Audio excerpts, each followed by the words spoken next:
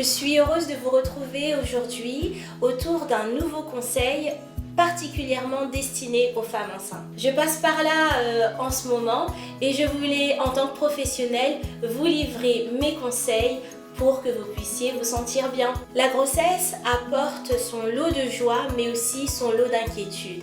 Et c'est particulièrement aux femmes qui vivent des grossesses difficiles sur le plan psychologique que j'ai envie d'intervenir aujourd'hui. Et parce que ce n'est absolument pas tabou d'en parler, je fais cette vidéo à ce sujet. Est-ce que cette grossesse est désirée ou pas? Est-ce que cette grossesse vient accentuer des difficultés présentes dans votre couple? Est-ce qu'elle vient vous questionner sur vous-même? Quels sentiments fait-elle remonter? Voilà, la liste de questions pourrait encore et encore s'allonger.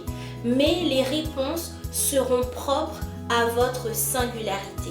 Mais laissez-moi tout de même vous apporter 3 conseils qui, je l'espère, vous aideront à vous sentir bien, mesdames, durant votre grossesse. Tout d'abord, ne culpabilisez pas de ressentir des sentiments négatifs alors que tout votre entourage prend cette grossesse comme une bonne nouvelle et ne comprend pas votre état d'âme. Accueillez ces émotions et acceptez-les. Elles s'expliquent par le bouleversement hormonal, par votre histoire personnelle et par aussi le contexte plus large dans lequel se déroule votre grossesse actuellement. En tout cas, exprimez ces émotions et confiez-les à un professionnel qui pratique l'écoute active et qui saura vous accompagner dans ce cheminement. Et puis pour celles et ceux qui pratiquent la foi en Dieu en tant que conseillère conjugale et familiale avec une conviction chrétienne, je vous invite aussi à prier pour ce que vous ressentez durant cette grossesse. Deuxième conseil, si votre couple se porte bien,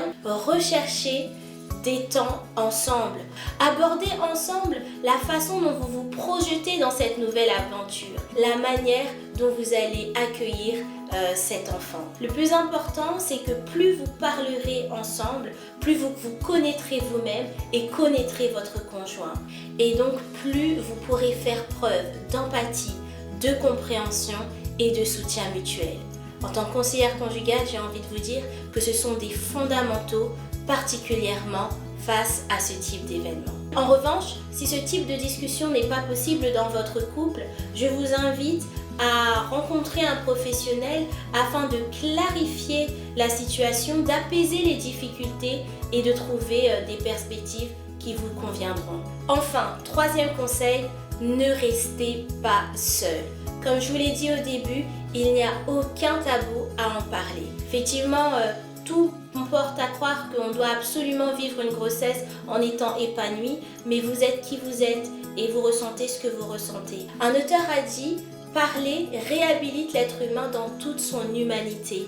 Alors, plus vous serez connecté à vos ressentis, à ce que votre corps exprime, plus vous pourrez exprimer et verbaliser ce que vous ressentez et mieux vous vivrez votre grossesse. Voilà, si vous avez besoin d'être aidé dans la mise en œuvre de ces conseils, je suis à votre service. Je vous souhaite véritablement de poursuivre une grossesse plus épanouie et je vous dis, sentez-vous bien.